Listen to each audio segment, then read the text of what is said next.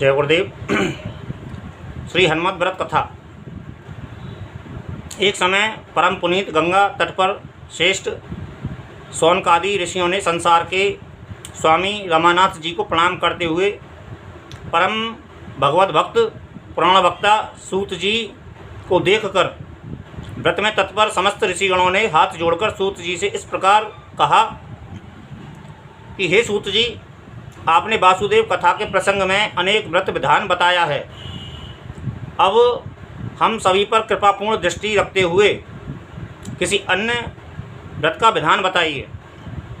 सूत जी ने कहा, अब मैं अब सर्वश्रेष्ठ अति पवित्र चारों वर्णों ब्राह्मण, क्षत्रिय, वैश्य और शूद्र के करने योग्य व्रत का विधान बताता हूँ, जिसे आप लोग अत्यंत सावधान होकर सुनें। यह व्रत परम मांगलिक एवं इस संसार में अति गुप्त आयु, आरोग्य, ऐश्वर्यादि तथा पुत्र पौत्रादि को भी प्रदान करने वाला तथा संपत्ति प्रदायक है, उत्तम विद्यादायक है। किसी समय अपने शिष्यों के साथ दयासागर भगवान व्यास जी दैत्यवन में अचानक युधिष्ठिर को देखने के लिए आ पहुँचे। उस समय युधिष्ठिर को अपने भाई और पत्नी के साथ व्यास जी ने देखा। तब अपने भाइयों के पास व्यास जी को ले जाकर अत्यंत आदरपूर्वक सिंहासन पर बैठाकर विधिवत पूजन किया। तदुपरांत व्यास जी ने कहा, हे युधिष्ठिर, आपने और आपके भाइयों ने क्या दिव्य पाशुपास्त्र प्राप्त किया है? हे महाराज, संपत्ति का निधि स्वरूप अत्यंत गुप्त एक व्रत आपसे मैं कहता हूँ, जिसे आप ध्यान देकर सुनें। इस व्रत को करने से निश्चित ही नष्ट राज्य शीघ्र प्राप्त होता है। तब युधिष्ठिर ने कहा, हे प्रभु, इस व्रत का नाम महात्म्य, ऐश्वर्य, देवता एवं विधि तथा पूजन किस प्रकार से किया जाता है और इसे किस मास में करना चाहिए, यह बताने की कृपया कीजिए। साथ यह भी बतावें कि इस व्रत को पूर्व में किसने किया था। यदि आपके कथानुसार यह व्रत शीघ्र फलदायक है, तो क्या मैं इसी समय इस व्रत को करूं? कारण कि अपने भाइयों और पत्नी सहित मैं अत्यंत दुखी हूं। वैसे तो आपकी मुझ पर विशेष अनुकंपा है। युधिष्ठिर के वचनों को सुनकर वेद व्यास जी ने कहा और अपने हृदय में हनुमान जी का बारंबार स्मरण करते हुए वे बोले, यह व्रत अत्यंत प्रभावशाली है। इस व्रत को हनुमत व्रत कहा गया है, जिसके नाम स्मरण से ही निसंदेह समस्त कार्य सिद्ध होते हैं और दुष्ट ग्रह भी शांत हो जाते हैं। आप इतना ही समझ लीजिए कि यह व्रत समस्त अभिष्ट कार्य को सिद्ध करने वाला है। पूर्व समय में द्रौपदी द्वारा अत्यंत प्रार्थना करने पर इस हनुमत व्रत का निरूपण श्री कृष्ण ने किया था। उसी व्रत के प्रभाव से आपने समस्त संपत्तियां प्राप्त की थीं। किसी समय हनुमत व्रत के डोरे को द्रौपदी के कंठ में देखकर अर्जुन ने कहा, बेकार का डोरा गले में क्यों बांध रखा है? तब द्रौपदी ने मधुर वचनों से उनसे कहा कि मैंने हनुमत व्रत का उत्तम डोरा बांध रखा है। द्रौपदी के ऐसा कहने पर अर्जुन ने अति कठोर वाक्य द्रौपदी से श्री हनुमान जी के विषय में कहे। यह वानर तो निरंतर मेरे रथ की ध्वजा पर लटका हुआ है। क्या जंगलों में फलों को खाने वाला वानर समस्त संपत्ति प्रदान कर सकता है? तब द्रौपदी ने कहा कि श्री कृष्ण के कहने के अनुसार ही मैंने यह डोरा धारण किया है। उस पर भी अर्जुन भगवान श्री कृष्ण को अपशब्द कहने लगे और उन्होंने स्पष्ट रूप से कहा कि तुम इस हनुमत व्रत के अंगभूत धारण किए हुए डोरे को परित्याग कर दो। इस प्रकार अर्जुन के कहने पर भयभीत द्रौपदी ने उस डोरे को कंठ से उतारकर बगीचे के मध्य में सुरक्षित रख दिया, किंतु फेंका नहीं। द्रौपदी के द्वारा उस डोरे को निकाल देने के उपरांत ही आप लोगों ने अनायास वनवास प्राप्त किया है और आपकी संपूर्ण संपत्ति का हरण हो गया है। 13 ग्रंथि युक्त इस डोरे का अपमान करने से ही 13 वर्ष पर्यंत वनवास आपको प्राप्त हुआ है। यदि द्रौपदी इस धागे को गले में डाले रहती तो आप 13 वर्ष पर्यंत सुख का उपभोग करते। इस प्रकार व्यास जी की बात को सुनकर द्रौपदी को उस व्रत का स्मरण हो आया और उस समय अपने 5 पतियों के आगे द्रौपदी ने कहा कि व्यास जी ने उस वक्त वो बात सत्य ही कही थी। व्यास जी ने कहा, हे युधिष्ठिर, यदि इस हनुमत व्रत विषयक कथा श्रवण करने की तुम्हारी इच्छा हो तो मैं और भी एक कथा कहता हूँ, उसे सावधान होकर सुनो। एक समय लक्ष्मण के साथ श्री राम सीता की खोज करते हुए जिस समय ऋषिमुख पर्वत पर आए, उस समय वानरराज सुग्रीव के साथ उन्होंने हनुमान जी को देखा। उसी समय श्री राम जी के साथ हनुमान जी की मृत्युता हो गई।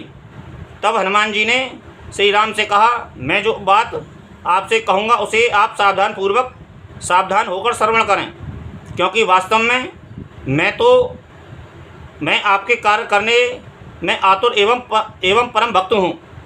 एक समय देवराज इंद्र ने मेरी हनु पर वज्र का प्रहार किया, तभी से मैं संसार में हनुमान के नाम से प्रसिद्ध हुआ।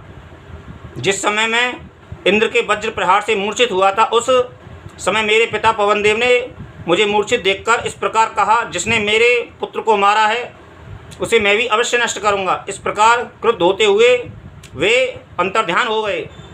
उस समय समस्त ब्रह्मादि देवगण उस स्थान पर प्रकट होकर इस प्रकार मुझसे कहने लगे कि हे अंजनी नंदन, तुम अमित पराक्रमी बनो और इस वज्र का प्रहार व्यर्थ हो और तुम चिरंजीवी हो। हे वायुपुत्र, तुम अपने व्रत के आज से नायक होते हुए श्री राम के समस्त कार्य को सिद्ध करोगे। उन समस्त देवगणों ने इस प्रकार वरदान भी दिया कि तुम्हारे इस पुनीत व्रत को जो करेगा उसके संपूर्ण मनोरथ निश्चय ही सिद्ध होंगे। अतः इस व्रत को श्री राम ने भी किया।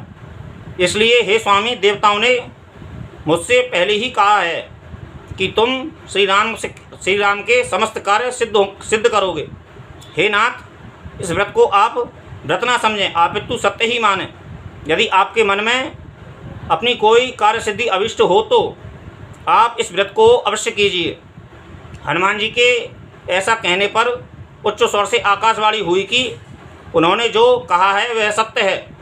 इस आकाशवाणी को सुनकर श्री राम ने अत्यंत प्रसन्न हो इस व्रत को करने की इच्छा से पुनः हनुमान जी से इस प्रकार कहा, हे आंजनेय, इस व्रत का विधान क्या है और किस समय इस व्रत को करना चाहिए, इसे बताने की कृपा करें। तब पवनपुत्र ने कहा, मार्गशीर्ष मास के शुक्ल पक्ष की त्रयोदशी यदि 13 घड़ी युक्त हो और शुभकारी अभिजीत नक्षत्र भी हो तो उस दिन 13 गांठ युक्त पीले डोरे को कलश में रखकर ओम नमो भगवते वायुनंदनाय इस मंत्र से आवाहन कर पीतगंध, पीत पुष्प एवं अन्यान पूजन सामग्री से मेरा पूजन करें।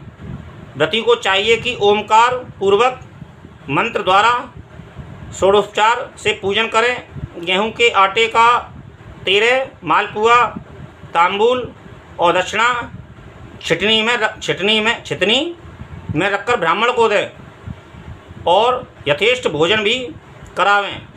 हनुमत व्रत के आरंभ में इस प्रकार करने से निसंदेह कर्ता के समस्त कार्य पूर्ण होते हैं। जब तक 13 वर्ष पूर्ण न हो तब तक इस व्रत को प्रयत्नपूर्वक करें। 13 वर्ष के पश्चात सांगोपांग विधि से इस व्रत का उद्यापन करने से यह व्रत पूर्ण होता है। इस प्रकार हनुमान जी ने श्री राम से इस व्रत का पूर्ण विधान बताया। लक्ष्मण, विभीषण और सुग्रीव के साथ श्री राम ने भी इस व्रत को किया है, जिससे उनके सभी कार्य सिद्ध हुए। जब से विभीषण और श्री राम आदि ने इस व्रत को किया, तभी से इस संसार में इस व्रत का प्रचार प्रसार हुआ। हे युधिष्ठिर, इस व्रत के करने वाले प्राणी की सहायता स्वयं पवनपुत्र करते हैं, इसलिए यह व्रत तुम्हें अवश्य करना चाहिए। इसके करने से तुम्हारा नष्ट राज्य पुनः प्राप्त हो जाएगा। इस प्रकार व्यास जी के वचनों को सुनकर युधिष्ठिर आदि समस्त ऋषिगण प्रसन्न होते हुए समुद्र तट पर सायंकाल पहुँचे और वहाँ रात्रि व्यतीत की। उसके बाद प्रातःकाल उठकर युधिष्ठिर ने व्यास जी के सामने यह व्रत तथा पायस घृतयुक्त हवि आदि से हवन करते हुए ओम नमो भगवते वायुनंदनाय द्वारा व्रत के अंगभूत हनुमान जी का षोडोपचार से पूजन एवं उद्यापन द्रौपदी के साथ किया। इस प्रकार इस व्रत के करने से वर्ष के भीतर ही युधिष्ठिर ने अपना नष्ट हुआ राज्य प्राप्त किया। हे ऋषिगण, आप सभी इस उत्तम व्रत को करें। इस व्रत को करने से आप सभी के अभीष्ट मनोरथ पूर्ण होंगे। पश्चात उन महर्षियों ने भी विधि विधान से इस हनुमत व्रत को किया, जिसके घर में यह हनुमत कल्प ग्रंथ रहता है, उसको वहीं समस्त फल प्राप्त होता है, जो कि इस व्रत को करने वाले पुण्य प्राप्त हो करते हैं। जो इस हनुमत कल्प का पाठ करता है और श्रवण करता है या अत्यंत श्रद्धा भक्तिपूर्वक दूसरों को सुनाता है, उन सभी के सभी मनोरथ पूर्ण होते हैं। इस व्रत को करने वाले ब्राह्मण, वेदज्ञ, क्षत्रिय, श्रीमान तथा अतुल पराक्रमी, वैश्य कुबेर के समान धनवान और शूद्र अत्यधिक धनवान और खेती करने वाला होता है। उसी प्रकार रोग से पीड़ित प्राणी रोग से मुक्त होता है, पुत्रार्थी पुत्र प्राप्त करता है और मोक्षार्थी मोक्ष को व धनार्थी धन को प्राप्त करता है। सांगोपांग हनुमान जी का पूजन कर ओम नमो भगवते वायुनंदना इस मंत्र से 3 बार अभिमंत्रित गंध को अपने हाथ से जो मनुष्य अपने मस्तक पर लगाता है, उस मनुष्य के सभी लोग वशीभूत हो जाते हैं। जो मनुष्य इस प्रकार अपने ललाट में तिलक लगाकर राजगृह में जाता है, उसको देखकर राजा भी उसके वशीभूत हो जाता है। इसी प्रकार जो व्यक्ति घर से निकलते समय हनुमान जी का स्मरण करके जाता है, वह निश्चय ही सफलता प्राप्त करके लौटता है। जो इस हनुमत कल्प का श्रद्धापूर्वक भक्ति से युक्त होकर पाठ करता है, वह राजद्वार, विवाद, सभा, अग्नि आदि व्याघ्र और सिंह आदि के भय एवं समस्त कार्य और उद्योग में विजयी होता है। 13 गांठ वाले हनुमत व्रत के डोरे को कंठ अथवा दाहिने हाथ में जो मनुष्य धारण करता है, उसकी निसंदेह समस्त अभीष्ट मनोकामना पूर्ण होती हैं। ब्राह्मण, क्षत्रिय, वैश्य और शूद्र तथा विशेषकर स्त्रियों के लिए यह व्रत समस्त संपत्ति को देने वाला है। इस व्रत को जो भी विधि विधान पूर्वक करता है, उसके समस्त कार्य सिद्ध होते हैं। हे वायुपुत्र, भविष्य के निर्माण करने वाले, अपने भक्तों को अभिष्ट वर प्रदान करने वाले तथा सदैव श्री राम की सेवा में तत्पर ऐसे आपको बारंबार प्रणाम है। तो ये एक छोटी सी जानकारी है, और जैसा कि इसमें बताया गया है, द्रौपदी ने भी यह व्रत किया है और श्री राम जी ने भी किया है। और भी तो ये एक जानकारी है छोटी सी कि महिलाएं हनुमान जी की पूजा पाठ नहीं कर सकती हैं। ये सब गलत धारणा है। हमारे समाज में ऐसी बहुत सी धारणा है कि जिनको काटना सहज ही नहीं होता है, लेकिन जो व्यक्ति ज्ञानी जो होता है वो उन चीज़ को काट देता है। और आज के लिए बस इतना ही। मेरे जानकारी देने का प्रयास केवल इतना ही है कि बहुत से लोग कहते हैं कि हनुमान जी की पूजा पाठ स्त्रियां नहीं कर सकती हैं, लेकिन मैं ऐसा नहीं मानता हूं। अक्सर आपने हनुमान जी के मंदिरों में बहुत सी स्त्रियों को देखा होगा। मैं जहां तक मानता हूं, तो मेरा मानने का अपना एक तरीका है जो मेरा मन मानता है कि हनुमान जी जो हैं वो स्त्री को अपनी मूर्ति को छूने के लिए वर्जित करते हैं, जितना मेरे पास में ज्ञान है। और महिला को, स्त्री को हनुमान जी की मूर्ति को नहीं छूना चाहिए, इससे वो असहज महसूस करते हैं। जैसे हम गर्मी में एक दूसरे से चिपकने में असहज महसूस करते हैं, गर्मी के सीज़न में एक दूसरे से छूने पर हमको एक बहुत अजीब सी फीलिंग होती है, तो इसी तरीके से उनको फीलिंग होती है। तो उनको मूर्ति को टच करने का, मैं ऐसा मानता हूँ कि मूर्ति को टच नहीं किया जा सकता है, औरत को नहीं करना चाहिए, ऐसा मेरी मानना है, ऐसी मेरी धारणा है। और आपकी अपनी मन मर्जी है, आप जैसा करना चाहें। जय गुरुदेव, जय श्री राम, जय हनुमान।